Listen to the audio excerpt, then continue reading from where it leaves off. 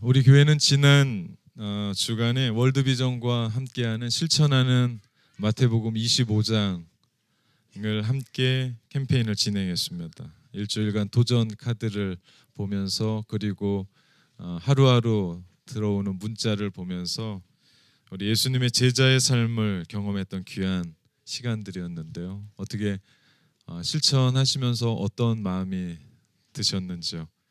굶주린 자를 위해서 금식해보고 우리 목마른 자를 위해서 우리 커피 및 기호 음식을 먹지 않고, 아까 우리 아가파오의 우리 석 집사님 얘기한 것처럼 커피가 어려웠다, 우리 젊은 사람들이 어려웠던 부분이었을 것 같습니다.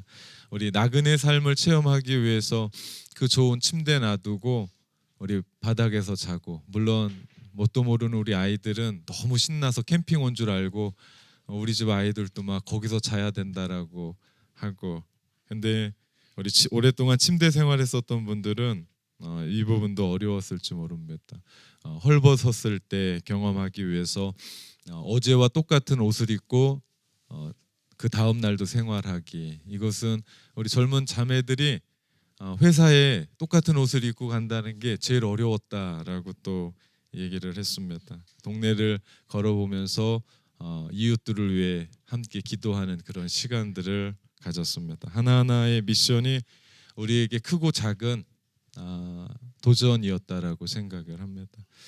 우리가 이렇게 실천하는 마태복음 25장의 이야기, 오늘 본문도 바로 그 이야기입니다.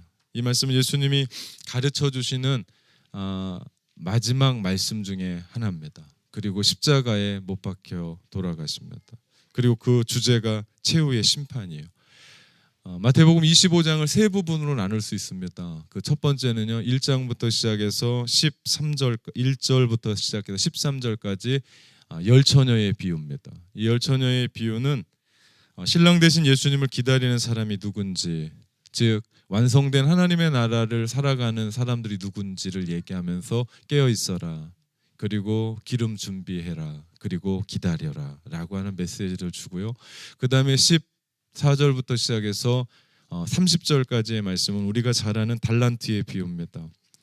주님을 기다리는데 어떤 태도를 가지고 기다리나, 적극적으로 그 모든 것 끌어안고 우리에게 주셨던 것 최선을 다해서 남겨라, 우리 가운데 말씀해 주고요. 그리고 나서 오늘 본문을 이어줍니다. 31절부터 46절까지 있는 말씀, 일명 양과 염소의 비유입니다.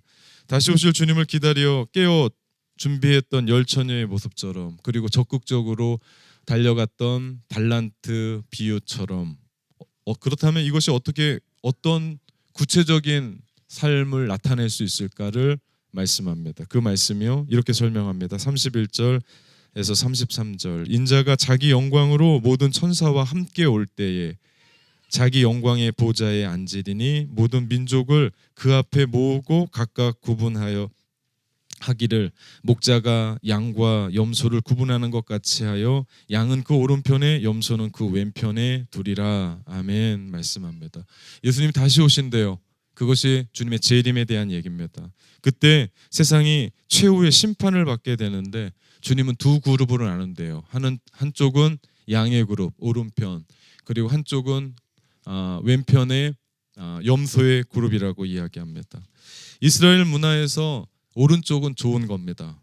영광스러운 거예요. 호감이 가는 자리입니다. 구원의 이야기입니다. 그러나 왼쪽은 심판입니다. 형벌에 대한 이야기를 상징합니다. 우리 재판장의 법원의 판사가 최후의 판결문을 낭독할 때 법의 조항을 근거합니다. 헌법 몇 조 몇 항 몇 항에 의해서 당신은 무죄, 당신은 유죄, 이렇게 나눕니다. 이 법의 기준이 무너지면 나라의 기강이 흔들려요. 그거에 맞지 않으면 판결을 할 수가 없습니다. 이렇듯 오늘 예수님이 다시 오셔서 이 땅에 염소와 양과 염소를 나누는데 분명한 근거가 있어야 돼요. 그 근거가 무엇인가를 35절 36절에 말합니다. 내가 줄일 때 너희가 먹을 것을 주었고, 마지막 때에 마시게 하였고, 나그네 되었을 때 영접하였고, 헐벗을 때에 옷을 입혔고, 병들을 때에 돌보았고 옥에 갇혔을 때에 와서 보았느니라. 아멘 말씀합니다. 이 말씀이 세상 마지막 심판하실 때 주님께서 이 땅에 양과 염소를 나누는 기준이래요. 근거래요. 그 전제를 보면 구원의 심판의 근거 생각해보면 좀 유치하고 시시합니다. 에이, 그런 게 어딨어. 내가 어떤 큰 것으로가 아니라 조그만 것으로 배부르게 하고 물 주고 입히고 그런 것들, 우리는 그렇게 생각합니다. 이런 것이 어떻게 심판의 근거가 돼. 그런데 사실입니다. 그 재판의 근거, 마지막 최후의 심판의 근거는 먹을 것 준 거, 마실 것 준 거, 영접하고 도와준 것이랍니다. 그럼 우리 이런 질문을 할 수 있습니다. 아니, 기독교는 믿음으로 구원받는 것이 핵심이고 그것이 복음인데 오늘 말씀에 의하면 구제와 행함으로 구원받는 것을 가르치고 있는 것이 아닌가라고 하는 의문이 들어요. 또 우리 예수님은 지금까지 살아오시면서 공생의 기간 동안 사람을 치유하고 죄를 용서하고 고통 중에 있는 사람을 회복하고 치유하시며 구원을 선포하셨을 때 그 사람에게 있는 그 어떤 행위, 어떤 의로움의 조건을 보시고 주님이 그들에게 구원을 선포한 것이 아닙니다. 오직 믿음으로 했기 때문에 그들이 그런 삶을 산 겁니다. 그런데 마지막 가르치심에 손바닥 뒤집듯이 행함을 가르치시는가, 이것이 구원의 이야기인가 라고 하는 의문도 들기도 합니다.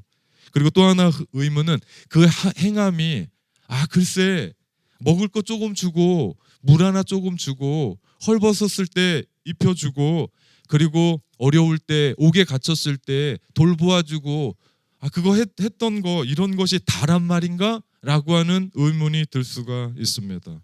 사실 좀 거창하고 훌륭하고 신문에 좀 날 것 같고 매스컴에 좀 이 사람이 그런 거 했대라고 나올 것쯤 해야 되는 것 아닌가라고 생각할지도 모릅니다. 이 비유를 통해서 예수님이 지금까지 말씀하신 것을 바꾸고 뒤집으려 하셨던 것이 아닙니다. 믿음으로 구원받는 것을 행함으로 구원받는다라고 바꾸신 것도 아닙니다. 구원은 오직 믿음으로 받습니다. 이것이 하나님의 은혜죠. 이것은 예나 지금이나 변함이 없습니다. 동일합니다. 무슨 얘기입니까?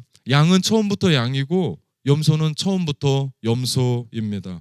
양은 염소가 될 수 없고 염소는 양이 될 수가 없어요. 다시 말하면 믿음으로 구원받는 것이지 행했다고 구원받는 것이 아니라는 거죠. 그렇다면 이 말씀은 무엇입니까? 하나님의 은혜로 믿음으로 말미암아 구원받은 사람은 이런 행함의 열매를 맺는다. 이렇게 살아간다. 그것도 지극히 작은 자에게, 그것도 사람들이 생각할 때 이게 뭐야 라고 하는 정말 아무것도 아닌 것을 보시고 열매라고 얘기하고 그것이 최후의 심판의 근거다라고 말씀하십니다. 그러니 오늘 오른편에 있는 사람들이 구원받은 사람들, 자기들은 그 일을 알지 못한다고 얘기해요. 이 사람들은 다 행했던 사람입니다. 이들은 굶주린 사람에게 먹을 것을 주었고 목마른 사람에게 물 한 그릇을 주어서 해갈케 했고 이들은 옥에 갇히고 헐벗었던 사람들에게 옷을 입히고 돌보아 주었고 어려웠던 사람들 찾아가서 위로했었던 사람들입니다. 그런데 이들이 반문합니다. 주님, 우리가 언제 주님께 이런 일을 했습니까? 우리는 은혜 받고 믿음으로 살아가면서 우리는 선한 일을 했을 뿐입니다. 주님이 말씀하신 대로 했었을 것뿐이지 우리는 벌써 그 일이 무엇인지 잘 모르겠습니다. 그들은 열매를 맺고 있었고 당연히 해야 될 일을 했지 그것을 가지고 내세우지 않았습니다. 여러분, 감나무에 감이 열려서 감나무가 아닙니다. 감나무는 원래부터 감나무예요. 배나무에 배가 열렸다고 해서 그게 비로소 배나무가 되는 것이 아니라 배나무는 원래 배나무입니다. 무슨 얘기입니까? 우리가 예수 그리스도의 은혜로 믿음으로 구원받은 사람들이라면 바로 이런 작은 열매들을 맺고 살아간다. 배나무에서 배 나는 것처럼 믿음으로 구원받는 하나님의 백성들은 그것에 합당한 열매를 맺고 살아간다는 사실입니다. 반면 왼편에 있는 사람들, 심판과 형벌을 받은 사람들도 반대로 그렇게 물어요. 주님, 언제 주님이 굶주리셨을 때, 주님이 언제 목마르셨을 때, 주님이 언제 나그네 되었을 때, 헐벗고 옥에 갇혔을 때 우리가 주님을 보고 우리가 모른 척 했습니까? 라고 묻습니다. 똑같아요. 그들도 기억이 나지 않습니다. 가만 보면 오른편에 있는 사람이나 왼편에 있는 사람들의 반응이 비슷하게 보입니다. 그러나 결과는 전혀 다릅니다. 오른편에 있는 사람들, 자기들이 했는데도 했는지 모르고 살아가는 사람들, 그들은 이미 하나님의 말씀을 알고 있었던 사람들이라는 얘기입니다. 그래서 하나님의 말씀을 듣고 연약하고 도움이 필요한 자들, 자기 주변에 있을 때마다 내가 했던 거죠. 그렇게 알고 실천했던 사람이죠. 그것이 그들의 열매입니다. 그런데도 주님이 묻습니다. 주님께 묻습니다. 주님, 우리가 언제 주님께 그런 일을 했었습니까? 왜 그들이 그렇게 하고도 알지 못했을까요? 여기서 중요한 메시지가 있습니다. 그들은 작은 자를 섬길 때 계산하지 않았습니다.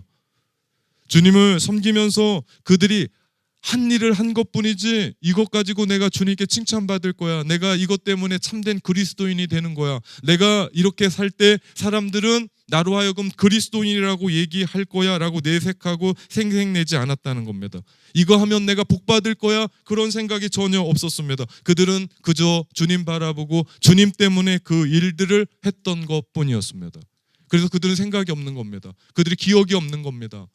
내가 언제 주님께 이런 일을 했었습니까? 라고. 그들이 말하는 건 그거예요. 그것은 자연스럽고 당연한 일이었습니다. 우리는 우리의 삶의 특별한 것들을 기억하기를 원합니다. 하지만 늘 하는 일들은 기억하지 못해요. 어제 여러분이 누군가에게 다정하게 전화를 받았던 일들은 기억하지 못합니다. 누군가에게 여러분이 마음 쓰듯 그 사람을 돌보고 함께 했었던 일은 기억하지 못합니다. 그런데 중요한 일은 특별한 것이 아니라 정말 중요한 우리의 삶의 일은 기억나지 않는 일상의 일이라는 것을 보게 됩니다. 이 비유를 통해서 예수님이 말씀하시고자 하는 것은 우리가 일상의 삶에 무엇을 행하고 있느냐는 겁니다. 저는 우리가 교회가 참 좋은 건 아이들이 이렇게 많은데도 그 어떤 아이가 가끔은 울어요. 그럼 부모 탓이라고 생각합니다.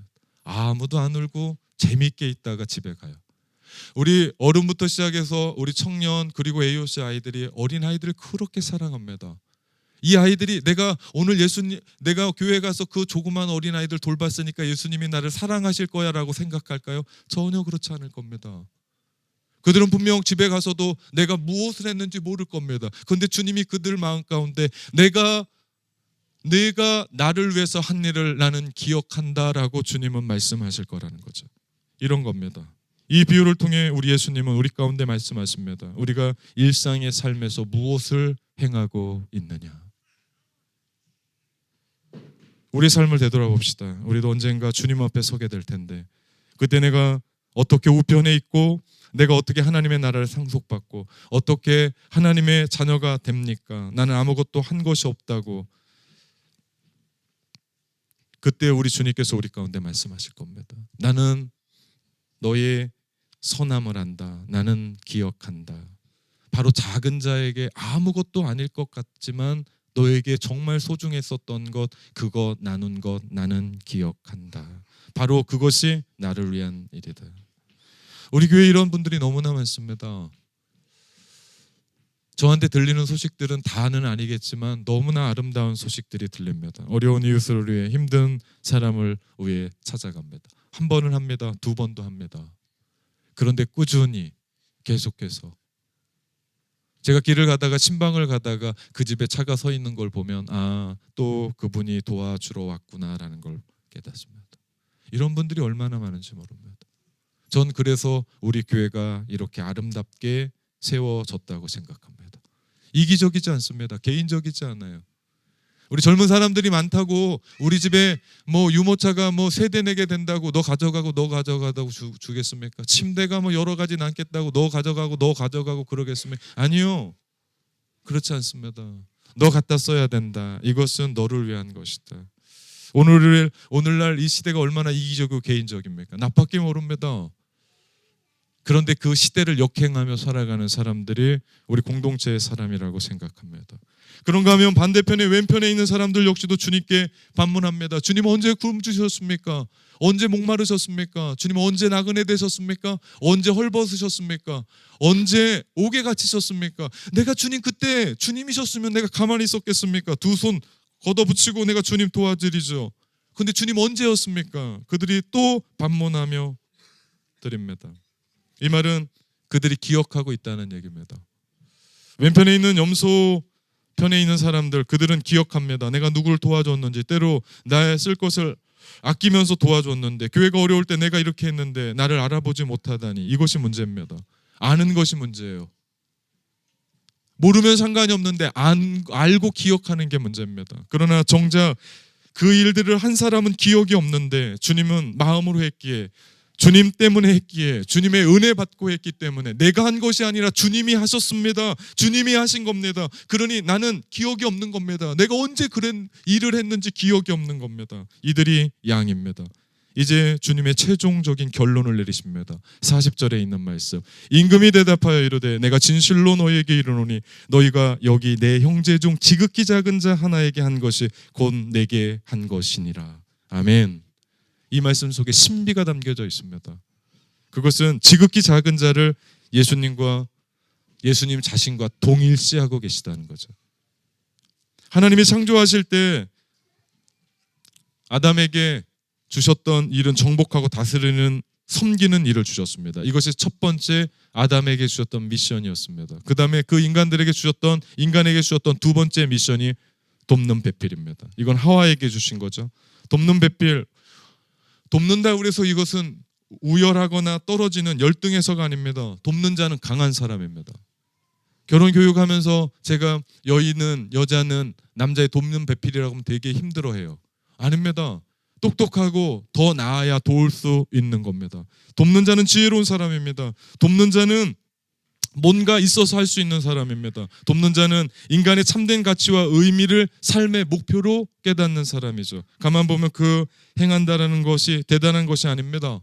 마시는 거, 먹는 거 주는 거, 옷 벗어주는 거, 돌보아 주는 거, 신경 써주고 전화 한번 해주는 거, 커피 한 잔 사주는 거, 힘들고 어려울 때, 교회 못 올 때 가서 밥 한번 먹어주고 왜 어렵냐고 들어주는 거, 병원에 신방 한번 가는 거, 그리고 어려운 이유 손 한번 잡아주는 것, 누구나 조금 신경 쓰면 할 수 있는 일입니다. 이게 무슨 얘기입니까?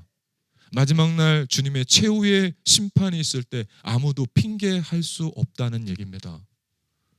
아무도 핑계할 수 없습니다. 아무도 그거에 대해서 난 몰랐습니다, 변명할 수 없다는 얘기입니다. 믿음은 섬김입니다.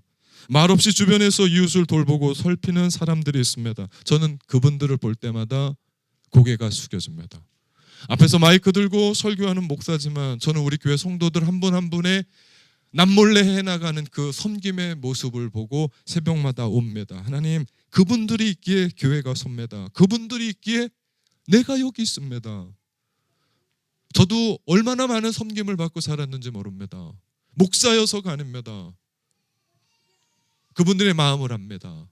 우리 주변에 있는 한 사람 한 사람들의 모습, 그렇기 때문에 우리 아이들이 행복하게 신앙생활하고 있고, 그렇기 때문에 우리의 성도들이 아름다운 교회에서 신앙생활하고 있다라고 믿습니다. 지난 한 주간 월드비전과 함께 실천하는 마태복음 25장 캠페인을 진행했습니다. 우리 주변에는 이런 단체들이 너무나 많아요. 왜 이렇게 많냐면 개인은 할 수 없고 우리 교회도 단독으로 할 수 없는 일이기 때문에, 사회가 다 할 수 없는 일이기 때문에 조직적으로 그리고 체계적으로 그 일들을 해나갑니다. 월드비전만이 아닙니다. 우리 굿네이버스, 유니세프, 컴패션, 그리고 차일드 펀드, 그리고 가난한 나라에 우물 파주는 사역까지 수많은 단체들이 있습니다. 우리 도움이 필요한 곳이 있다면 주님의 손길을 뻗칩시다. 지금 이런 곳에 후원하고, 아프리카 케냐의 작은 나라 그리고 가난한 나라 후원자로 있는 분들이 많다고 저는 압니다. 그런 분들 계속 그 일들을 진행하십시오. 계속해 가십시오. 그리고 혹 하지 못하는 분이 있다면 우리 함께 하면 어떨까요? 우리 주보에 보면 이 용지가 있습니다. 여기 보면 진행자의 안내 받은 후에 개봉하시오 이렇게 써 있는데요. 여러분이 시간이 없으니까 나중에 뜯어보십시오. 그리고 우리 들어오자마자 벌써 우리 교회가 받은 월드비전에 우리 10명의 아이들 후원자가 벌써 몇 개가 나갔습니다. 우리 할 수 있는 분은 같이 했으면 좋겠습니다. 사랑하는 성도 여러분, 믿음은 섬김입니다. 그것도 아주 작은 자에게, 연약한 자에게 마음을 표현하는 길입니다.